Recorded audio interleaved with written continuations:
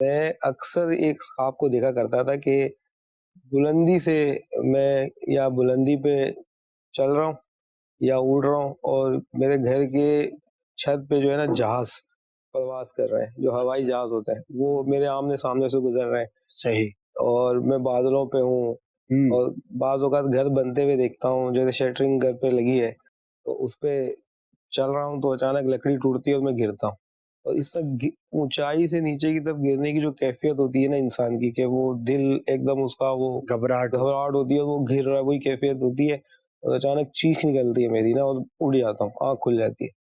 اس طرح کے میں اکثر خواب دیکھا کرتا اکثر دیکھتے ہیں؟ اکثر دیکھا کرتا تھا۔ کسی ہوائی اڈے کے پاس تو نہیں آپ کی رہائش؟ جی نہیں، ایسا نہیں ہے، مطلب بلندیوں کو دیکھا ہے، بلڈنگ پہ چڑھا ہوا ہوں، اونچی بلڈنگ پہ چڑھا ہوا ہوں، یا پھر جہاز کی چھت پہ، مطلب اوپر۔ عموماً کیا ٹائمنگ ہوتی ہے اس طرح کے خواب جب؟ یہ رات میں، بالکل مطلب بیچ کا جو رات کا حصہ ہوتا ہے نا، اچھا، اس میں یہ اس طرح کے خواب ہوتا، اچانک میری آنکھ کھل جاتی تھی اور دل دھک دھک دھک دھک کرتا تھا۔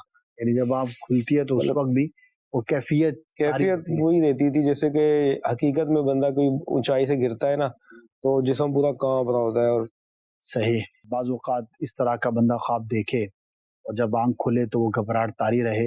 آپ نے تو نہیں بتایا، ورنہ کئی لوگ کہتے ہیں کہ میں نے جب چیخ ماری تو وہ حقیقت میں بھی چیخ تھی، اور سارے گھر والے بھی میرے ساتھ بیدار ہو گئے۔ تو بلندی سے گرنا تعبیر کے اعتبار سے بہتر نہیں ہوتا، اپنے ارادوں اور جو خواہشات ہیں اس میں کچھ تکالیف کا سامنا کرنے کی علامت ہوا کرتا ہے۔ جن دنوں آپ خواب دیکھتے ہیں تو ان دنوں ہو سکتا ہے آپ کوئی چیز حاصل کرنا چاہتے ہوں اور وہ آپ کو حاصل نہ ہو رہی ہو، ایسی کیفیت کی طرف یہ اشارہ ہے۔ اب سوال یہ پیدا ہوتا ہے کہ کریں کیا جب اس طرح کے خواب آتے ہیں تو کیا کریں؟ ایک تو دیکھیں، اس طرح کے خواب نظر آئیں تو اللہ کی رحمت پر امید رکھتے ہوئے ان کی طرف زیادہ بندہ توجہ نہ کرے۔ جیسے کہ آپ نے کہا نا کہ اکثر اس طرح کے خواب نظر آتے ہیں، ہو سکتا ہے آپ بہت زیادہ اس کے بارے میں سوچ و بچار کرتے ہوں، پریشان رہتے ہوں، تو اپنی توجہ اس سے ہٹائیں۔